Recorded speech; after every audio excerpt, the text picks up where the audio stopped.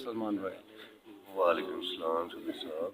सलमान भाई, बहुत अफसोस होया बजुर्गों के जान दे नाल ते वालदैन की कमी तो कदी पूरी नहीं हो सकती ते तुसी आए उन्हां दे कोल ते अज जिस वेले अगे तुसी आउंदे सी ते बजुर्ग मिलदे सी, हुण भी मिले ते है लेकिन जो तुसी दोबारा आओगे वो नहीं होणगे ते की महसूस करोगे?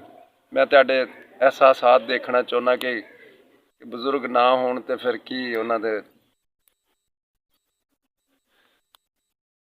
सफदर साहब ये चीज़ वो कमी है जी जिहदा ना असीं वजाहत नहीं कर सकते जी बल्कि कमी ना तो किसी चीज़ ना पूरी होनी है, ना ये पैसे ना पूरी होनी है, ना ये मतलब कि वो चीज़ है जिहदा असीं तसव्वुर भी नहीं कर सकते कि साडी जिंदगी साडे कोलों पूरी होएगी, कदी नहीं होनी। ना ही उन्होंने दोबारा आना जी। इस टाइम यही दुआ है कि अल्लाह ताला दी ज़ात उन्होंने जन्नत च जगह दे, उन्होंने दराजात बुलंद करे जी। आमीन आमीन सुम आमीन। घर दा बड़ा सहारा जी, घर खाली हो जाता है, कंड खाली हो जाती बंदे दी, कंड खाली हो जाती है बंदे दी।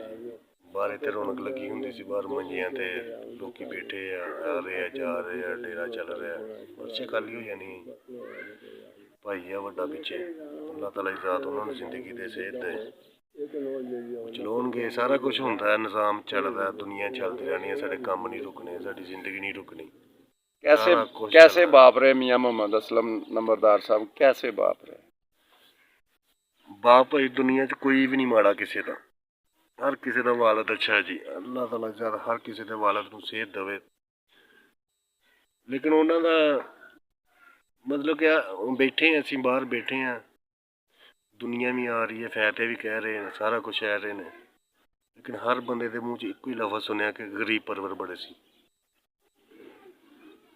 जो कोई आ गया वो खाली ही नहीं गया उन्होंने कोलों, बल्कि लास्ट टाइम जो मैं आया मैनू चंगी तरह याद है कि मैं आया तो अपने ही पिंड का एक बंदा, मैं उन्होंने नाम नहीं लाँगा, सब्जी बेचता तो बड़े ही माड़े घर का। अच्छा जी। मैनू सद के उन्होंने कहा भी तेरे कोल घर हर चीज़ पई होवे। थोड़ी देर पहले ही एक बंदे को उन्होंने फ्रूट लिया जी जी। वो बंदा आ गया तो मैनू आंदे तू कोई फ्रूट लै। अच्छा जी। मैं कहा बुझी हुण ते लैके हटे आपां फ्रूट, अजे की करना अजे? कहंदे सारें कोलों लै लिया, हर चीज़ होवे, इस बंदे कोलों तू लाजमी लैना। मैं कहा जी वजह मैनू दस दिओ भी लैना क्यों, चीज़ तुसीं लै लई है ऑलरेडी, तुसीं हुण क्यों इन्हां कोल लैनी है? कहंदे पुत्तर एह्दे लैण नाल साडे घर फर्क नहीं पैना, किसी ने खा लेना, साडे पैसे दित्तियां दा घर चल जाना, यानी हेल्प हो जानी। लिहाजा ना उन्होंने महसूस होवे भी असीं उसदी मदद कीती है, ना सानू महसूस होवे भी असीं उसदी मदद कीती। असीं अपनी चीज़ भी लै लैनी है, साडे घर आई चीज़ खाधी जानी है कितना कितों, ओहदे घर पैसे गए ओहदे किसी ना किसी काम आ जाने, कदी हांडी पक जानी। की कहना चाहोगे उन्हां दी जान तो बाद, उन्हां दी जिंदगी दे कुछ कहना चाहोगे? जिंदगी भाई वालियां तो बाद जिंदगी खत्म हो जाती, भैन भाई सारे अपनी अपनी जगह ते तुर जाने, मैं भी कल तुर जूँगा परसों तुर जूँगा, लेकिन जी उन्होंने कमी है स्पैशली माँ वास्ते जिन्हों का जीवन साथी से जी जी, उन्होंने हम सानू अगे नालों जिते अगे 50% ख्याल रखते सानू 100% रखना पैना, जाहिर बात है, क्योंकि वो कल्ले छड्डण वाली हुण गल ही नहीं रह गई। चलो जी, दुआ वा कि अल्लाह ताला उन्होंने अपने दुआरे रहमत जगह देवे ते उन्हां दे दर्जात बुलंद फरमावे।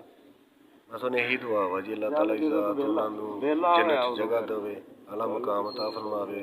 जे किते उन्होंने कोलों कोई गलती कोताही कुछ भी हो गई है तो अपने नबी करीम के सदके उन्होंने गलती की माफ़ी अता फरमाए तो उन्होंने जन्नत के बागां च उन्होंने कबर नूं पाक बनाए। आमीन आमीन। नाज़रीन, ये थे मेरे भाई मियां मोहम्मद असलम नंबरदार, मरहूम उनके छोटे साहबजादे मियां सुलेमान साहब दुबई में होते हैं, रोज़गार के सिलसिले में दुबई में होते हैं और बहुत अच्छे इंसान हैं। आज इनका दुख है और हर इंसान के साथ माँ बाप की जो जुदाई है ना, वो एक दुख लेके रहती है सारी ज़िंदगी। माँ बाप का दुख जो है ना जी, जुदाई का दुख इंसान के साथ रहता ही रहता है, लेकिन ये एक अटल हकीकत है कि हर किसी ने अपने खाल के हकीकी से मिलना ही है। और हम इस बात के लिए भी अल्लाह ताला का शुक्र अदा करते हैं कि अपने वालिदैन को हम बड़े अच्छे तरीके से दफन करते हैं और उनकी यादगार को हमेशा अपने बच्चों तक रखते हैं। इसी के साथ इजाज़त चाहूँगा सुलेमान भाई के साथ। अल्लाह हाफिज़। बड़ी